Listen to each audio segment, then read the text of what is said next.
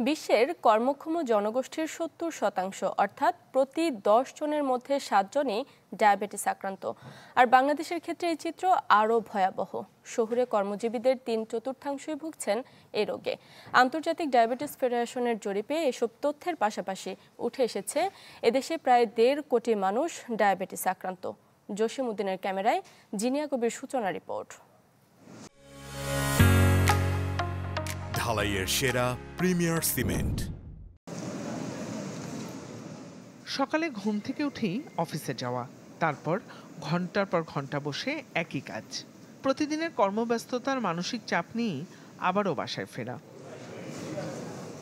শহরের কর্মজীবী মানুষগুলোর যাপিত জীবন অনেকটা একই, যেখানে নিত্যদিনের কাজের চাপে স্বাস্থ্য সচেতনতা হয় উপেক্ষিত।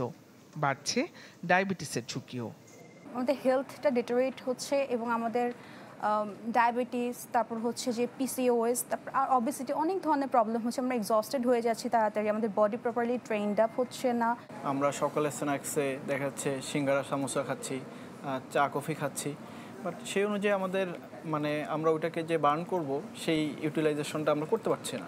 এই ডায়াবেটিসের সমস্যার কারণে আমরা দেখা যায় যে অল্পতে হাঁপিয়ে যাই, তারপর হচ্ছে দুর্বলতা ফিল করি। বাংলাদেশ এন্ডোক্রাইন সোসাইটির তথ্য বলছে, শহুরে কর্মজীবীদের প্রতি 4 জনের 3 জনই অর্থাৎ 75% মানুষ ভুগছেন ডায়াবেটিস বা প্রি ডায়াবেটিসে। অথচ কর্মস্থলে এ নিয়ে সচেতনতার উদ্যোগ নেই বললেই চলে।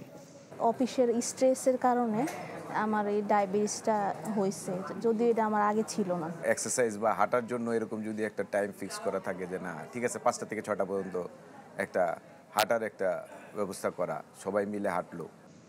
এমন বাস্তবতায় বিশেষজ্ঞরা বলছেন, কর্মস্থলে নিয়মিত স্বাস্থ্য পরীক্ষা, মানসিক সহায়তা, স্বাস্থ্যকর খাবার এবং শারীরিক অনুশীলনের ব্যবস্থা থাকলে কেবল কর্মীরা নয়, প্রতিষ্ঠানেরও দীর্ঘমেয়াদে সুফল নিশ্চিত হবে। কর্মক্ষমতা না থাকে আমি তার কাছ থেকে কি কর্ম এক্সপেক্ট করি? আইডিয়াল কর্ম করতে আমার দরকার, যেটা আমি পাবো না। তা আইডিয়াল কর্ম যদি না পাই, তো ডেফিনেটলি আমার প্রোডাক্টিভ লাইফ তো কমে যাচ্ছে। প্রোডাকশন কমবে না মানে আমার ইকোনমিক সাইড থেকে আমরা লুজার হচ্ছে। কিছু ফ্রি হ্যান্ড এক্সারসাইজের কিছু ইনস্ট্রুমেন্ট থাকবে এবং প্রত্যেক কর্মীকেই 1 ঘন্টা পর পর অ্যাটলিস্ট 5 থেকে 10 মিনিট একটা সময় দেওয়া হোক, যাতে করে উনি একটু প্রতি ঘন্টা একবার করে একটু হেঁটে আসতে পারেন। তাতে করে হবে কি, উনি অনেক বেশি ফিট থাকবেন।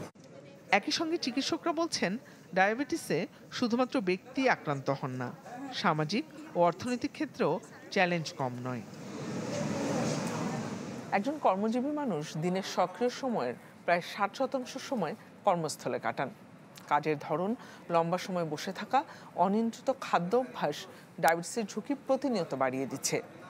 বিশেষজ্ঞ চিকিৎসকরা বলছেন, কর্মস্থল যদি স্বাস্থ্যসম্মত করা যায় তাহলে ডায়াবেটিস প্রতিরোধে বড় অগ্রগতি আনা সম্ভব।